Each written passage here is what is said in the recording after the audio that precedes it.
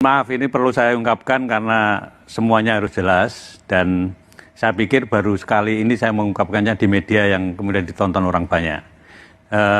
Bicara pada beberapa teman sudah, tapi kepada media seperti ini belum. Mohon maaf, kenapa saya kemudian tadi di depan juga menyoroti tone of the top, keinginan Pak Jokowi itu kemudian perlu juga menjadi perhatian kita. Saya terus terang pada waktu kasus IKTP, saya dipanggil sendirian. Oleh Presiden. Presiden pada waktu ditemani oleh Pak Pratikno. Jadi saya heran, biasanya memanggil itu berlima, ini kok sendirian. Dan dipanggilnya juga bukan lewat ruang wartawan, tapi lewat masjid kecil itu. Jadi dijemput dari sana. Nah itu di sana, begitu saya masuk, Presiden sudah marah. Presiden sudah marah, menginginkan, karena baru saya masuk itu, dia sudah teriak, hentikan, kan saya heran, hentikan, yang dihentikan apanya gitu kan.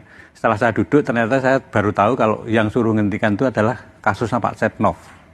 Ketua DPR waktu itu? Ya, Ketua DPR pada waktu itu mempunyai kasus IKTP, supaya tidak diteruskan.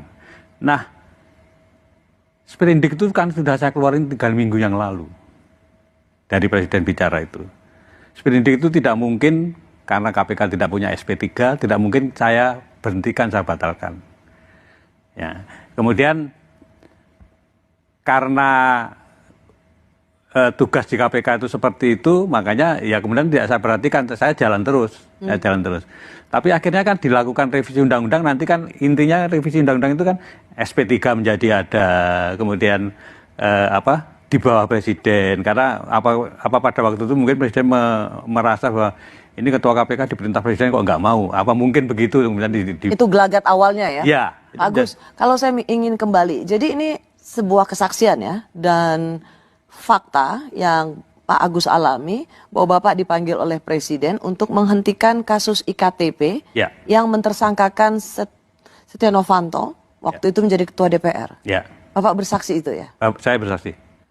Yang ingin dihentikan Presiden itu adalah jangan sampai mentersangkakan Setia Novanto yang waktu itu menjadi Ketua DPR. Karena Presiden waktu itu juga nanya kepada Pak Menseknek, Pak Sarasik, sprindik itu apa toh gitu. jadi itu kejadiannya pada waktu itu. Pimpinan KPK independen, tidak bisa diperintah oleh kekuasaan, maka dengan cara mengubah undang-undang KPK lah pimpinan KPK dapat diatur. Ya.